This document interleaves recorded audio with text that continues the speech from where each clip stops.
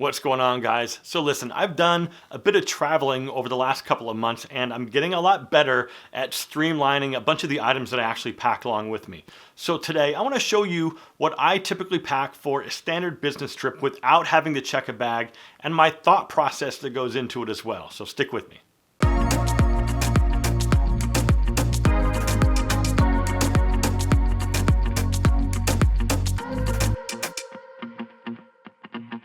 Okay, welcome back. It's great to see you, and as always, I'm glad that you're here. So like I mentioned, today I wanted to show you what items that I bring on a typical business trip without having to check a bag. So about 2 weeks ago, I went to a conference in Atlanta, Georgia, and I was going to be there for about 3.5 days. So essentially, I needed 3 changes of clothes that could easily take me from day to night. Okay, the day that I arrived, that evening, I was invited to a big dinner that was hosted by the founders of the conference. The dinner was incredible, but the point is I needed to wear something on the plane that was comfortable, but could also be appropriate for the dinner. Now, I didn't go too crazy, but I did wear a nice pair of denim, a white dress shirt underneath a really nice navy sweater. Now for shoes, I wore dark brown Chelsea boots. So these boots are not only super stylish, but also slipped on and off pretty easily going through security. I also brought another pair of loafers in my carry-on that I could have worn on the plane, but since boots would have taken up more space in my carry-on, I wore them on the plane. This also segues nicely into the first packing tip that I have for you. If you're bringing bulky items like boots or a heavy jacket, wear that stuff on the plane if you can to save valuable space in your carry-on. Also, the carry-on luggage that you choose is a critical decision that can make or break your trip. So I just went to San Francisco in January and I tried to carry everything on in a really nice leather duffel bag and also a computer bag. On the flight down, the duffel was totally fine as a carry-on, but for whatever reason on the flight back, I was told that the duffel bag was too big and it had to be checked.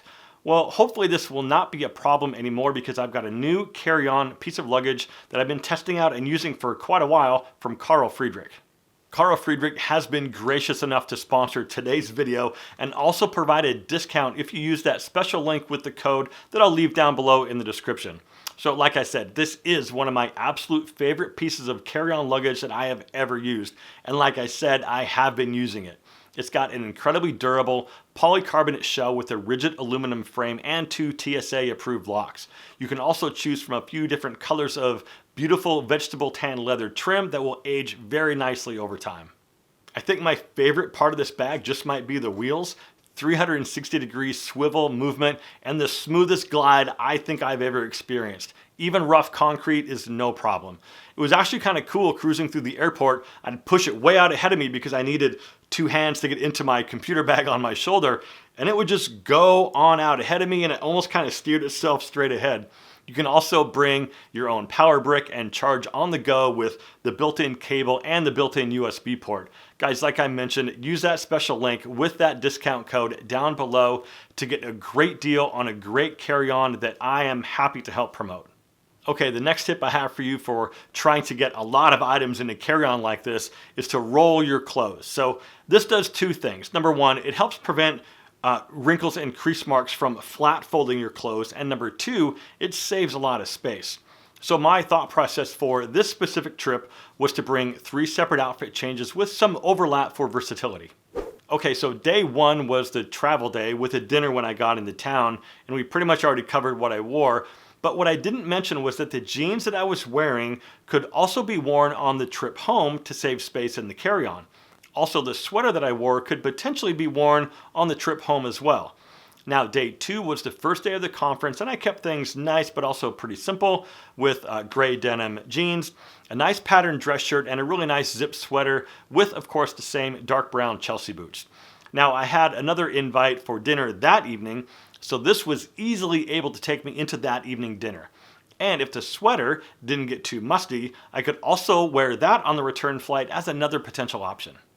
Day 3 was the second day of the conference, and I was speaking on stage at 10 a.m. I wore a really nice pair of Daniel George custom trousers, a white dress shirt with a knit blazer, and also a pair of blue leather loafers.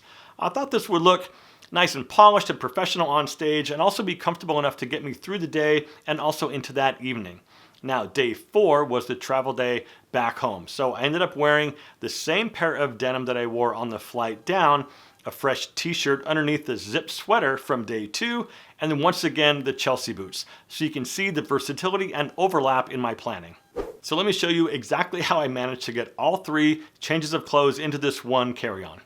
Okay, so what I'm doing first is I'm opening up the carry-on and I'm flipping it sort of upside down, and I'm going to use this upper flap area with the zipper compartment to put all of my clothes, and then I'll put my shoes down in the other compartment.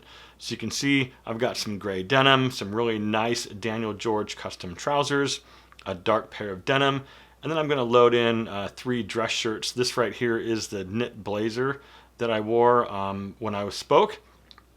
I'm going to load in 3 dress shirts, and like I said, rolling just tends to make less wrinkles and also just keeps a lot more space inside your bag.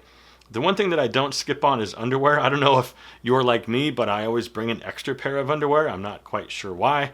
But anyway, the only thing that I did flat fold here obviously is the sweater. But as you can see, it just makes everything fit in this particular compartment really, really nice and snug. Nothing's moving, nothing's going anywhere. So then I'll flip it upside down. Obviously the hair dryer is optional. Usually hotel rooms have a hair dryer, but the socks go inside the shoes, and there you have it, nice and compact. Guys, if you're not already a subscriber to my YouTube channel, please consider doing that right now, because I'm here twice a week, and the entire reason this channel exists is to prove that it's never too late and you're never too old to try something new. Also, don't forget to hit that link down in the description and use that special code to get yourself a great deal on this great carry-on from Karl Friedrich.